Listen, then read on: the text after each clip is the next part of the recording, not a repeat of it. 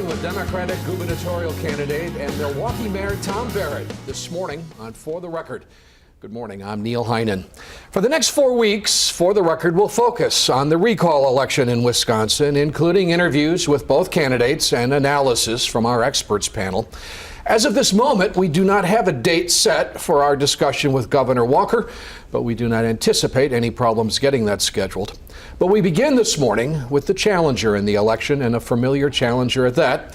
Milwaukee Mayor Tom Barrett came out on top of a four-way primary to again take on Scott Walker for the job of governor, and he is with us this morning, as is my colleague, WISC Chief Political Reporter Jessica Arp.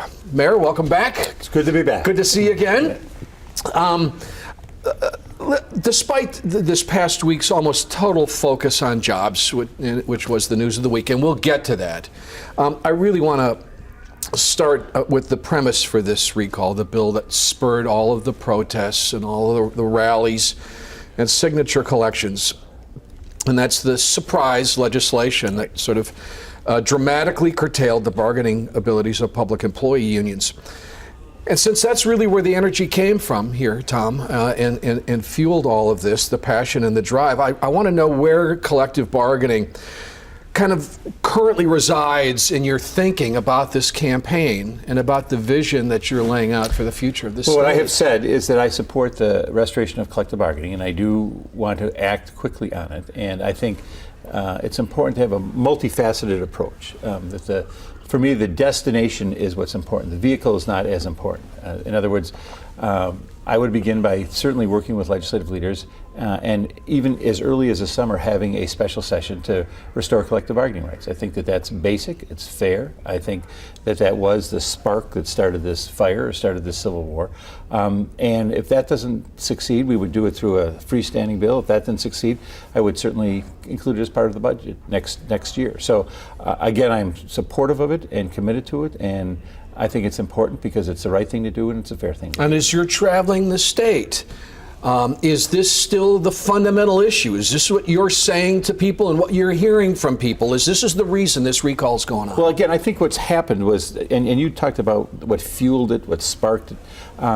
In my view, Scott Walker started a civil war, and it's an ideological civil war. And this was a spark. This was the thing that fueled it. But what has happened in the last 17 months now is people have seen that it's spread far beyond that. And the way I've described it is, like any war, there are casualties. And in this civil war, the first casualties were the jobs, because the data shows time and time again that under Scott Walker, Wisconsin has lost more jobs than any other state in this entire country.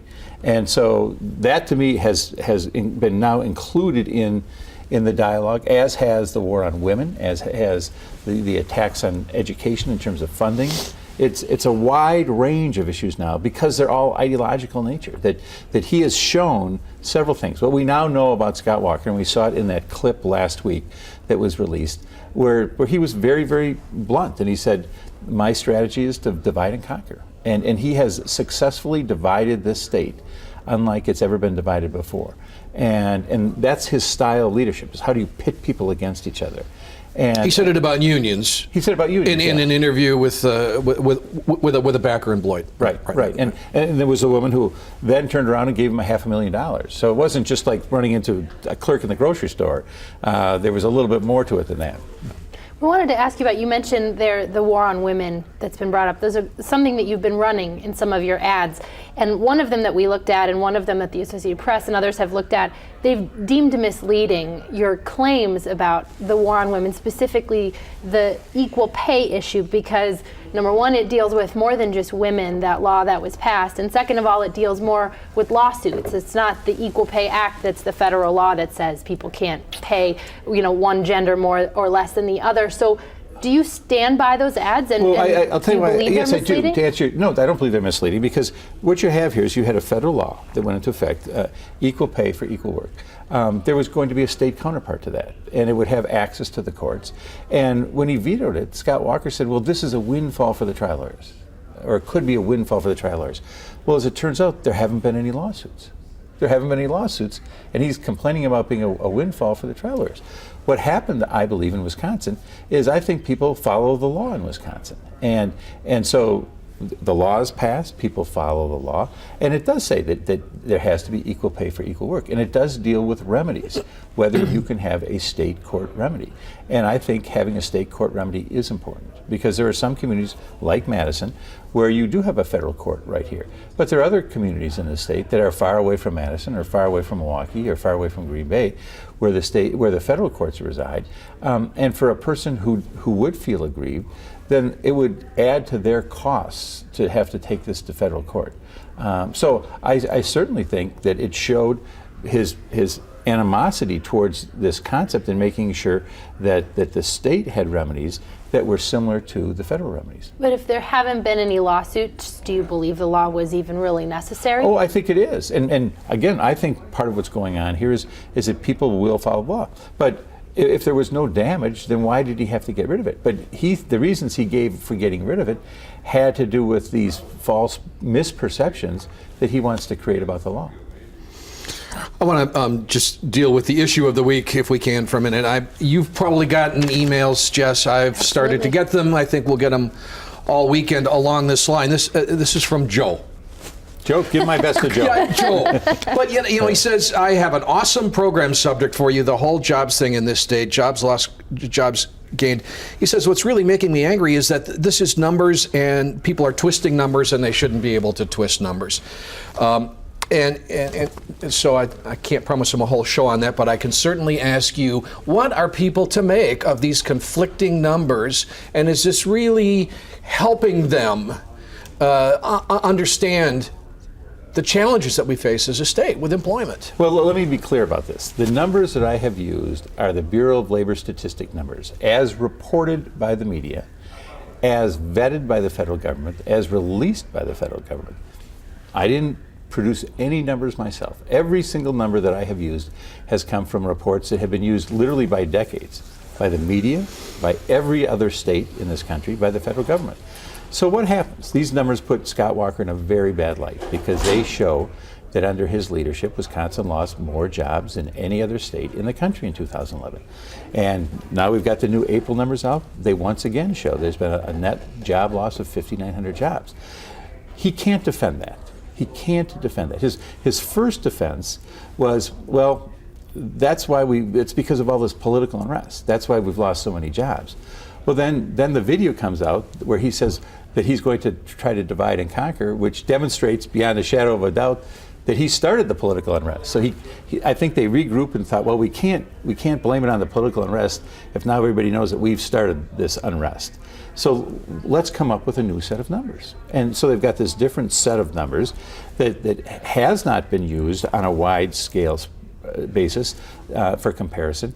And you have to ask yourself, as members of the media, if you've got a candidate who 20 days before an election comes up with a new set of numbers and has those numbers running in a commercial 4 hours later, frankly, he's dissing you guys. Because even if you were to be critical of those, he's putting millions of dollars behind that in the paid media. But I mean, we use the BLS numbers, and they are commonly used. But I can't necessarily defend them as accurate. I mean, there's so many variables to these numbers. And the BLS did tell us this week, though, that the survey numbers, the month-to-month numbers, they're quick. They are based on a survey, and the census numbers that the governor did cite this week are ultimately the numbers that are used to go back and revise those monthly numbers. So they could be right? Well, and you nailed it. They could be right. They could be right. But you won't know whether they're right until June 28th. Now, let's give him the benefit of the doubt. Let's say that he thought these numbers were right. Don't you think that he would have released those numbers with time enough to vet them before the election? We're going to come back and answer that question and more with Mayor Tom Barrett, who's running for governor, right after this.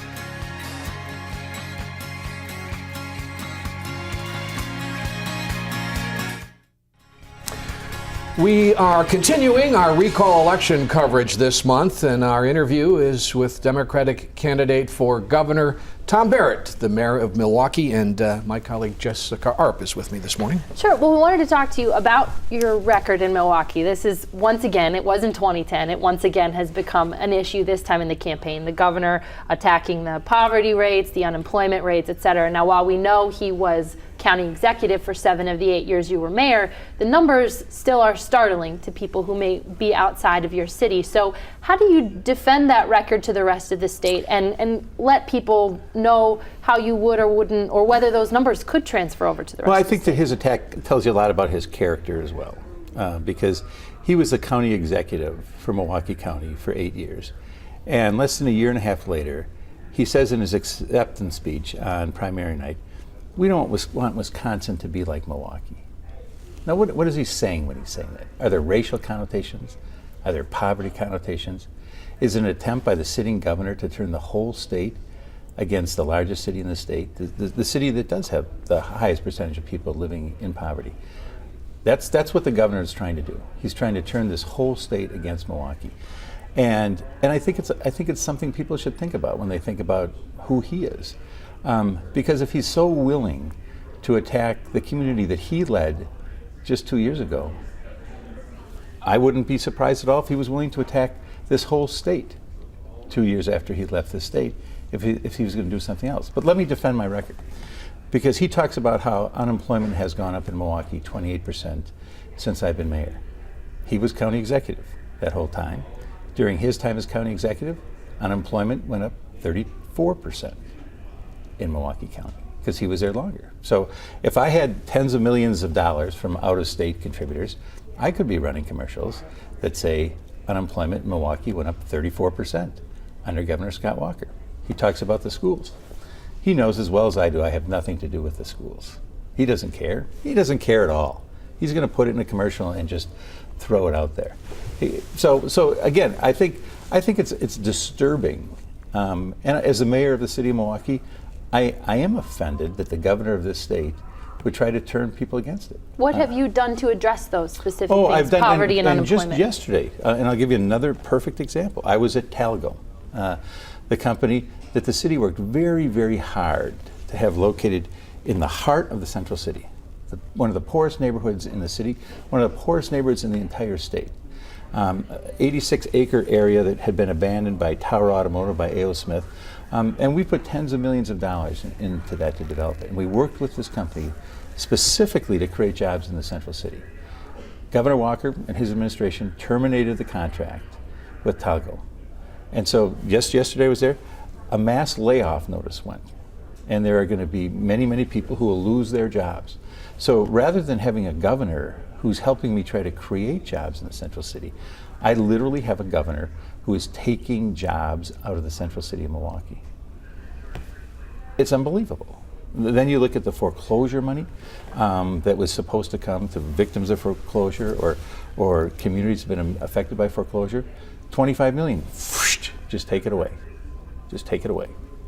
So do I feel as though I have a partner in the governor's office? Not for a second. Not for a second, because it's all part of this ideological war and what he can do to position himself with these out-of-state donors who he's become the poster boy for. Tom, you mentioned schools, and you were talking about Milwaukee schools, and the governor's mentioned Milwaukee schools, but schools is a statewide issue. Education is an issue, and it was in part fueled by AB 10 and the collective bargaining conversation, where there were concerns, there were claims that this was going to dramatically impair the ability of schools to function as we want them to function. Now, there have been stories in the last couple of weeks that would suggest that there are school districts, perhaps many, that have not suffered to the degree that they have. What is your current assessment of the state of education in this state following AB 10? And what would you do in terms of school funding, the achievement gap, the issues that we face? I'm looking forward here. I'm looking forward as to what we want to do. And in putting together a budget, I will have as my priority education. And it's not just K-12. It is, of course, K-12, but it's the technical schools, which took a 30% cut.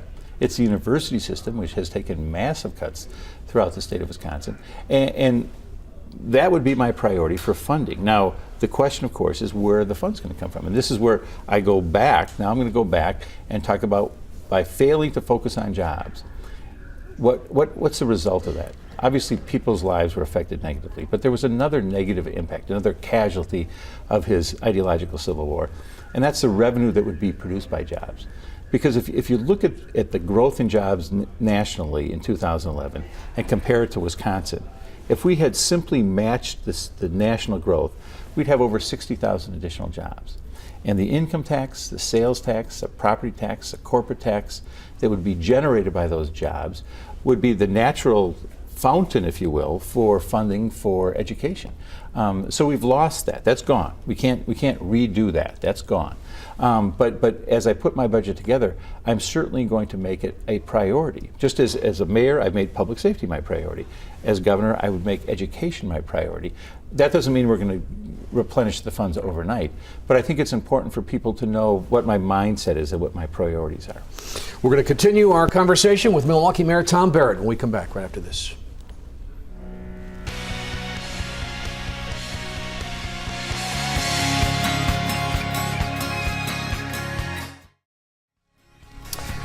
Jessica Arp and I are interviewing Democratic gubernatorial candidate, Milwaukee Mayor Tom Barrett, this morning on For the Record. And Jess, take it away. Yeah, wanted to ask you about, there's polling numbers that have been out this week that show you 6 points down on the governor, but those numbers also show some interesting figures as far as the enthusiasm of voters that are out there. 91% of Republicans said that they will be absolutely certain to vote. Only 83% of Democrats said the same thing. How do you overcome that sort of enthusiasm gap and make sure to not have a repeat of 2010? Or is there a chance that could happen? Oh, I understand that this is going to be a base-on-base election, that whatever side does a better job getting their base out is more likely to win this election. So we are devoting a lot of time, a lot of resources, a lot of people to what we affectionately refer to as the ground game. And that is knocking on doors and getting people out to vote. And historically, it's been more difficult to get Democrats energized and involved, but we're confident that we're going to do that. We're very confident we'll do it. And keep in mind, even with the current polls, you've got a sitting governor who can't get above 50%, and he's spent $25 million. $25 million is already broken a record. And so all of his people know that this is important to him. So he's been able to reach all those people. We've maybe spent $1 million, $2 million. And so we're still in the process of contacting our voters and getting them energized, but we still have 18 days to go. So we'll get there. When you see that, though, does it concern you that maybe people, I mean, there was a four-way race. There were people who supported other candidates in the Democratic primary. Are you concerned at all that people just aren't excited about your candidacy? No, actually to the contrary. What I've seen, and frankly a lot of it is in the central city of Milwaukee and other central cities. And we know that if we get the resources out there and get people knocking on doors, that those percentages will go up rather dramatically. This is a divided state, clearly, and it's a divided country, I think, and the November election is going to be very, very close. And so I want to get to this issue of rebuilding the economy, of getting things moving, jobs, attracting entrepreneurs, everything that I think we all want as a state. And the question is then, what's the best way to do that? I'm going to kind of turn it around and ask you, Tom, if you're elected, the Republican concern now is that will send the message that regulation and taxes and union strength is going to sap energy or prevent investment into this state of Wisconsin. How do you counter that? How can you tell the story that with your election, this is going to be a better state in which to do business? Well, there's several things. One, you have to look at what has happened in the last 16 months. Again, the worst job creation record in the country. So when Scott Walker says, well, this is going to be bad for business, I think what he started, and again, he started the Civil War. He's the one who used the phrase, I'm going to divide and conquer. He deliberately set down a course to pit people against each other. And again, the irony then is he complains that we're not creating jobs because the state's divided. And my reaction is, but Scott, you divided the state. So I do think it's important to have an executive who can bring this state back together. And again, when I've had prior elections, they've been divided elections, and people have said, well, you're not going to be able to bring people together. I have been able to do it. And some of it is style, some of it is not waging an ideological war. It's not making enemies out of people I disagree with. And some people don't attach a lot of significance to that. I do attach significance to it. And again, don't think for a second I'm Pollyanna coming in here. I know the knives are going to be out for me. I know when this election is done that there are going to be bitter feelings. I understand that. But I also think there's something bigger at play here, and that is, do we want a leader who is intent on dividing us? And it's not just the union issue, and you can see it in other things where he did it again with Milwaukee. He wants to divide Milwaukee and the state. I don't think that's good for the state. But you'll see time and time again where he likes to pit people against each other. That's not my style of leadership. My style of leadership is try to bring people together, and I think that's what the state needs right now. Yesterday was the start of there was a day of action that the Obama campaign brought in on Saturday to lend support to your campaign. Over the next few weeks, are you expecting to see more national Democratic activity support for this race? I think both sides will see more support, and we've seen obviously a lot of support already on the other side. But I want to make this clear. This should be about Wisconsin. This should be about our values. This should be about our people. This should be about our policies. I don't want this to be a national campaign. Scott Walker wants it. He's made it a national campaign. And that's part of my concern is this about his national ambitions, or is this about the state of Wisconsin? And I'm never going to be the rock star on the far right. I'm never going to be the rock star on the far left. What I want to do is I want to be rock solid and focus on creating jobs here. That's what I want to do. And so maybe it's not flashy. Maybe I won't be on all the network shows. Maybe I won't be traveling the country giving speeches and raking in millions of dollars. I'm okay with that. I would rather focus my energies on making Wisconsin a place where my kids can stay and have jobs and support their families. That's what I'm interested in doing. Mayor Barrett, thank you for taking the time to meet with us. And as I said, we hope to have Governor Walker on within the next 2 weeks. It's not been scheduled yet. We expect that we will. We're going to come back and wrap up For the Record right after this.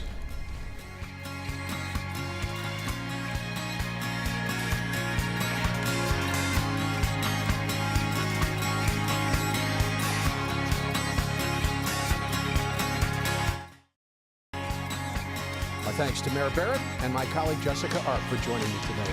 Thanks for watching. We'll see you next week on For the Record.